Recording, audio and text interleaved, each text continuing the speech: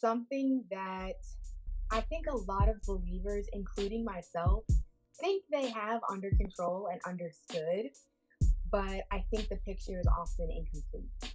So, for myself, I gave my life to Christ, completely surrendered my life to Christ when I was 19. And that was truly the first time that I felt the forgiveness, the grace, and the mercy of the Lord, like truly in depth. But to be honest with you,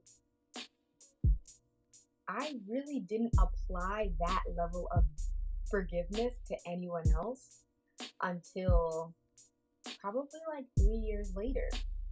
And that is what I'm going to talk to you all about today.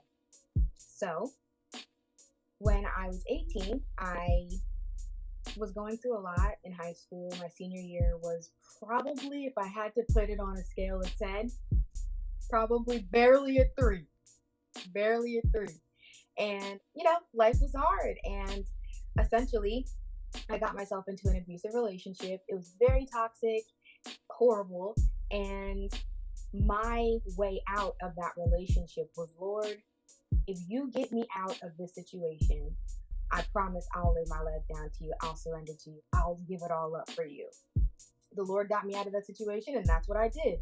That brings me to what I just spoke about, that moment of depth and just truly feeling the sacrifice of Jesus Christ, that he died for me and that he rose for me to experience this closeness, this intimacy with God. And I really felt like, okay, great. The journey has started. I know what it is to be forgiven. I can understand that level of grace. And I really felt like I was on the great path moving forward. However, I carried the offense of that situation with me everywhere. I think there's a way to deal with certain situations that kind of exposes itself in our lives.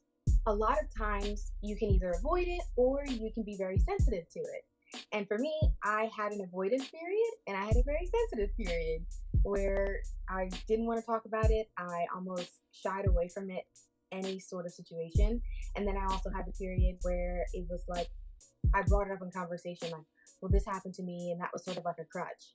So fast forward, after that relationship ended, after the Lord really brought me in and I started my journey with Jesus, I was able to have the opportunity to travel abroad, and I studied abroad in Thailand. I had 4 months in consecration, just myself, God, and school. And God showed me that I really hadn't forgiven. Not only forgiveness for this person, but forgiveness to myself, forgiveness for all the people connected to the situation. And that burden was becoming bigger and bigger to bear. And basically, I worked that 4 months just in consecration, trying to break that soul tie. I cried to sleep. I did all of these things to purge the feeling because that avoidance period that I told you about, it was almost like every time I avoided talking about it, I avoided trying to seek help, I avoided praying about getting through it and having breakthrough. It was like a little tally or a little coin into a jar. And going to Thailand, God like smashed the jar, and there were just all of these moments sprawled out in my mind that I had to reconcile with. Basically, that was the beginning of the process, and I thought it was the end. And I thought, okay, great. I did this 4 months in Thailand. I did the thing, Lord, right? I faced my forgiveness. I forgive this person. I forgive this person. I forgive myself. Not so fast. I came home from Thailand. I really took the time to get to know myself and to fall in love with myself. I had already fallen in love with Jesus, but falling in love with myself was something different.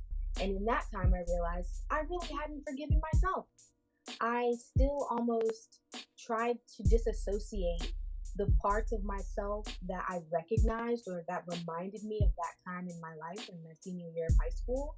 And ultimately, God showed me that there were still great things within you then, just because you were making a poor decision then doesn't negate the greatness that was within you.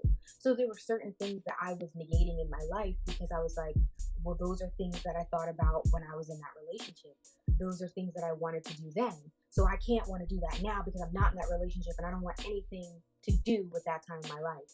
And God really walked me through loving me and loving the gifts that He's given me, allowing me to operate in my grace. And this time operating in my grace, God gave me a vision to start something called Chat and Chill. Essentially, this is an opportunity for people to have candid conversations. Believers, non-believers, they get together and they share their perspective, they share their opinions over having different questions that we answer. And I had posted about it a lot on social media. This was one of the things that I thought about doing when I was in that relationship, but it wasn't the time and I just squelched it really. And I wound up getting really excited about it. God allowed me to just be released and talk to different people. And one of the people who wanted to attend was this person that I was in this toxic relationship with. And up until that point, I had thought, oh, I forgave this person and really, I did the work, I did the work, I did the work. And God always was telling me, nope, not yet, nope, not yet, nope, not yet.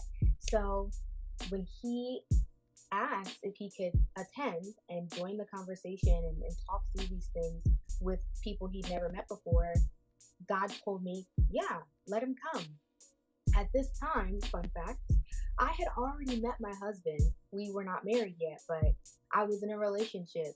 And for my then boyfriend to know what I went through with this person, how toxic it was, how abusive it was, the idea of this person being in my presence again almost infuriated him. Like, oh, the idea of what he did to you and what happened between you two. Like, are you sure? Are you sure? And ultimately, I proceeded by faith, and my now husband also, he understood that God was really trying to help me reconcile with that time in my life, and we both had faith. And this person came. It was wonderful, absolutely wonderful. Peace that surpassed all of my understanding. I hadn't seen this person in person since the time when I said, Lord, if you get me out of here, I will never turn back. And for it to be 4 years later and me be able to look this person in the eye, to be able to pray for them, to be able to hope that they find love, not the love of another woman per se, but the love of Christ, that they really experience that. And for me to not only hope that this person experiences the true love and forgiveness of God the way that I did, but to actually give it to him. It was literally breathtaking. And for me to sit there and lead a group, lead this conversation, and really learn and be able to help to teach somebody else, it was absolutely wonderful.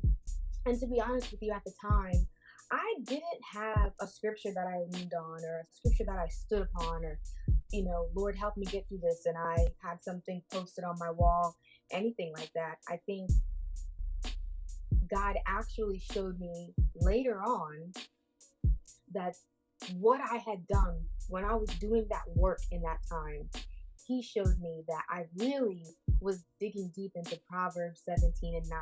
And I have the sticky note up here just so I didn't misread it.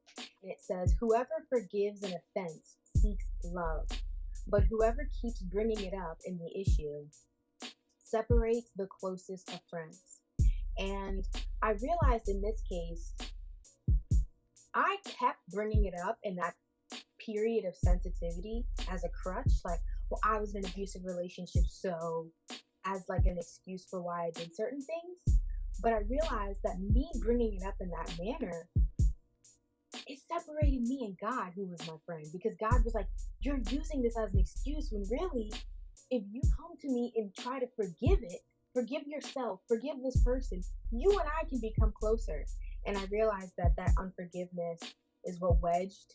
There was a wedge between God and myself, and having that experience to see that person have that beautiful experience with them and other people and leave the experience with so much peace, that really helped to bring things full circle. So at that point, I was able to experience the forgiveness that God had given me, truly understand it, and give it to someone else. And I thank God for that opportunity. So it's amazing. It's wonderful to really understand the grace and the mercy and the forgiveness that God has extended to us. But it's even more powerful when you take that understanding and you apply it to other people. Because that is really, that's the evolution, that's the transformation. When you can treat others the way that God treats you.